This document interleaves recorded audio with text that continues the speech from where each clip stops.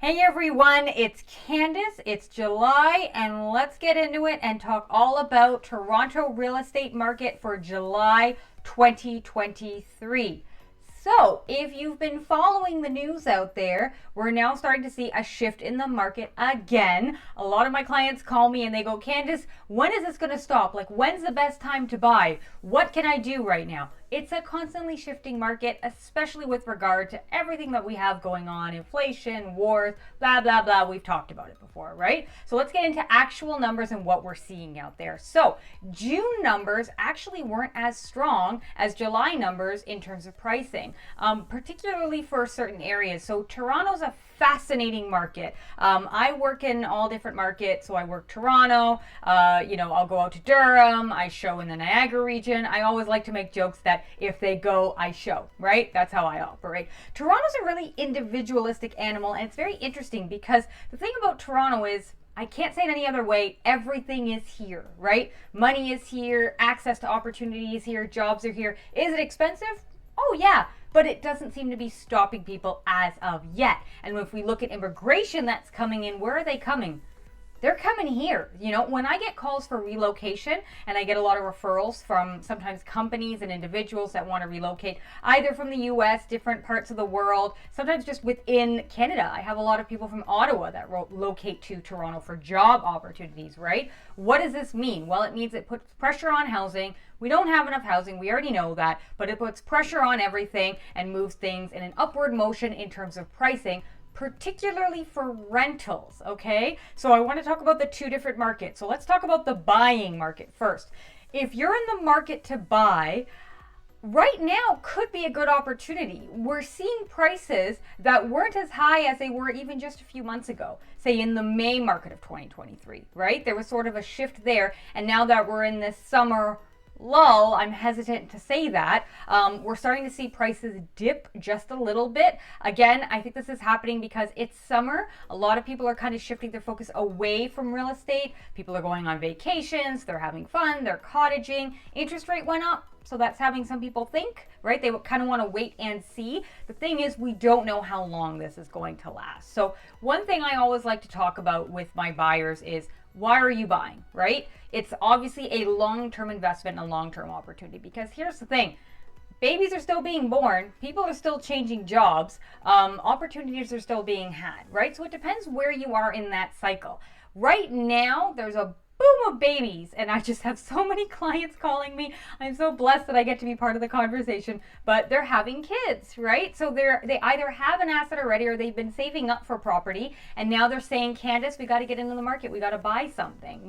The next thing I'm seeing from my buyers is those that are downshifting. So they're looking at what they have right now and they're saying, Candice, I have this big home, kids are grown, they're out of the house, I'm thinking about doing something a little different. What do you think about? And these are conversations you need to have with your realtor.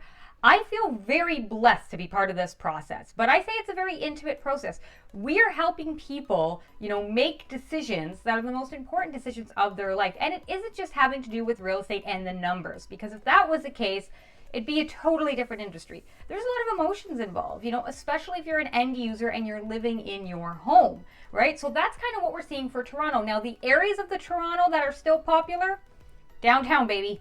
Everyone still wants to be downtown. So we're looking at areas specifically downtown. We're looking even like near the Eaton Center, looking at areas like Trinity Bellwoods. Little Italy is popular. Little Portugal is popular. That's what we're seeing on the one side of downtown. And then on the east end, that's a really popular area, especially for my families. A lot of people want to move there. And if you look at the numbers, if anyone wants it, I can send it to you. If you look at the actual numbers of the data for what's being sold in these particular areas versus all of Toronto, it tells a story, right?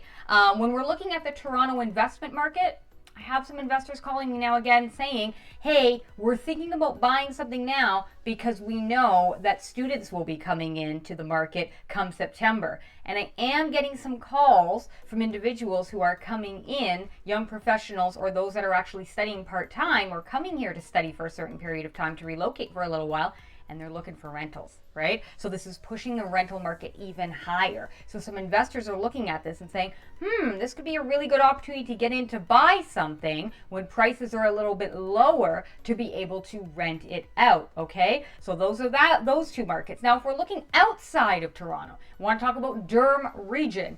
Durham's a little bit different than Toronto. Still popular, obviously. People that want to get away from the hustle and bustle of Toronto and don't mind the commute in if they have to do it, or they work remotely. I'm moving them out that way. I'm shifting out that way. It's becoming a really popular place for families. Places in Durham region where people are looking. Oshawa, number 1, just if we're looking at statistics for the last month alone. Whitby, number 2, those are places people are shifting to, okay? And then if we want to go and look at towards the Niagara region, again, a little bit quieter, but if you're trying to get more bang for your buck, I have some families or people that I'm talking to, especially young couples, that say, Candice, I don't want to be in Toronto anymore. I don't need to be in Toronto anymore. I want out, and they're moving out that way. So Niagara Falls, really popular destination out there, buying in St. Catharines. The amount of money that you have to spend for the amount of house you get, pretty insane when you compare it to the Toronto market, right? And then Welland is starting to grow, okay? So these are the places that we're starting to see kind of expand. Now, if you are in a market to sell, is this the right time to sell? Well, it's summer, okay? So the idea of eyeballs, everyone's doing an open house. You know, there's about 50 open houses that are taking place every single weekend. There's signs all across. Every time I'm out with my buyers or looking at different places or just out on the road, I'm seeing tons and tons of sales. So that means that people are out looking, right? And offers are being made. And again, I want to preface this by saying that there's still multiple offers out there, okay? So don't think of this saying, it's a buyer's market. I can come in and offer 100K under value. No, no, no. This is why we still have to look at the market comparables. What it means is pricing has shifted, and what I like to say is it's stabilized right now from what we were saying, the increases that were coming up in May of earlier this year, okay? So if you're thinking about selling, again, number 1 thing I always talk with my sellers, where are we going? Why are we doing it? Okay. Again, if we have the long-term strategy in play, or there is a system in place or a strategy as to why we are doing it, might make sense. Things are cyclical. You know, everyone's heard me talk about this before. If, you know, the market is a little bit low to buy, you know, it's going to be a little harder to sell, right? If the market is really high and it's expensive to buy and things are going crazy, well, it's going to make your property to sell a little easier as well because you'll have a little more heat behind it, okay? So these are things to consider that way. The last kind of market I want to talk about, especially in July, I'm seeing this, is my investors. One thing I really try to do for all of my clients and anyone I come in contact with is to help achieve their home ownership dreams. And I have a lot of clients that are coming to me saying, Candice, I want to own a home. I can't do it in Toronto. What do I do? I understand the Toronto market is absolutely insane. And yes, if you have money and you can invest in Toronto, I will tell you to do that. You know, any of my clients that come to me for a consultation, they'll say, Candice, where do you think I should buy? And I listen to what they're looking for and what their needs are. And I'll say to them, yeah, Toronto's it, baby. That's it for you. For what you're looking for your bang for buck, for what it's going to grow and achieve in the future, might be a good investment, right? But if you don't have the money to buy in Toronto, is there anything you can do? Well, fortunately, there's lots of things you can do. So I'm actually talking with investors now in the idea of investing both in Ontario and outside of Ontario. So I have a really great network, referral network now of agents that I work with that take care of everything. So for example, if you're thinking about buying in Montreal, I've got a complete end-to-end solution for that for you, where they'll be able to take care of finding the property, renting it out, managing the tenants, and making sure that you have your cash flow, okay? If you're thinking about buying in Calgary, same thing. Halifax region, obviously very, very hot right now, you know? Even buying outside of Canada, if you're thinking about buying in the US or anything international, these are places that I've been dealing with as well for clients because I really want to be that one-stop solution for any client that comes that has a need for housing or real estate, okay? So if you're thinking about what to do now in July, in summer, biggest thing I would recommend to you is think about it for 4 to 6 months in advance, okay? This is where we are right now. Interest rates might still go up. We have to watch this, right? The prediction is, again, prediction, let's watch it, is that at the end of 2023, 2024 early, we might start seeing interest rates go down. Well, if that happens, what do you think that's going to do to housing, right?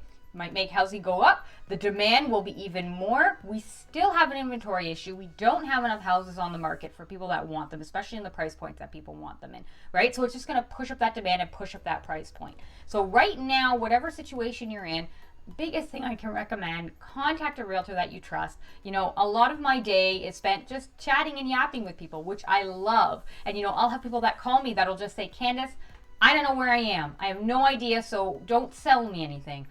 I just want to know information. That's perfect. That's what I want to give you. I just want to give you information. So if you're looking for someone to speak to, no pressure. I'm happy to talk to you just to kind of tell you what is out there, what's happening, and some solutions for you. Are they going to be a fit for you? That's going to be something you have to decide, right? You have to make an informed decision for yourself. We as realtors, it's not our job to make your decisions, right? Unless we're doing it with our own property. But we can give you information to help you make informed decisions for yourself. And the biggest thing I tell people is think about things in terms of life cycle and long term. Don't just look at things month to month. You know, a lot of times clients ask me, Candice, when's the best time to buy? When's the slowest time in real estate that I can get in? And they want to know those little micro moments. And, you know, I love the saying, I've said it so many times before, I don't believe it is about timing the market, but time in market. Because I keep a very registered look on the data. I really like to look to see what's out there. But you know what? By the time things kind of hit that bump and go up, it's too late sometimes, right? So it's really hard to time that. And this is why you really want to look at things from that long-term view of what you're really trying to achieve, just in terms of, you know, individually, what's that lifestyle look like for you? What is it that you want? And then more in terms of your investment property, right? What are you trying to achieve long-term? One thing I can tell you, rents keep going up. You know, I am servicing some renters right now where we're coming in and looking at luxury property and luxury rentals. It's still going up, right? Housing in the city, especially Toronto, it's an issue, right? Do you have to stay in Toronto? Sometimes you don't.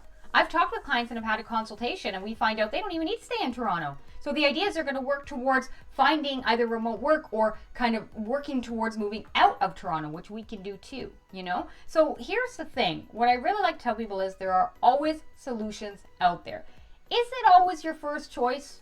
Maybe not. Right? Maybe we have to do this right now, and then we have to work towards this solution, which is the one you really want. But there's always things that can be done, and that's what you want to think about, okay? So if you are thinking about real estate, it's something that's in your mind right now, seeing July being a bit of a lull, not really sure where you are, first thing you're going to want to do, talk with a really qualified realtor, really get that consultation, that information. Don't skip the step of talking with a mortgage broker or your bank. Do both. Okay, really talk about the numbers. Talk about the interest rates. What's happening now? What's going to happen 6 months and 1 year down the road? Ask them. Get that information. Find out if you should be fixed or variable. And if you want to go variable, can you be fixed later on if prices go down? How does that work? This is all going to be really important towards the numbers. A lot of time too, I'm finding with mortgage brokers, my clients now who are coming to me where we're buying property, where we have an in-law suite or a rental suite in the property, you know, banks are almost covering that whole amount, meaning that they're giving us on top of the mortgage X amount of money that is helping boost their purchasing power, right? And if you hold on to the property for a really long time and you're making an income from it and you're raising your family in it, it can be a good way to live in Toronto, right? Especially as things keep going up, right? And the last person you want to talk to is a real estate lawyer. Sometimes I have clients that contact me and they go, Candice, I already know what I want. I've already talked with my broker. Let's go out and buy. And the first thing I say is, all right, great.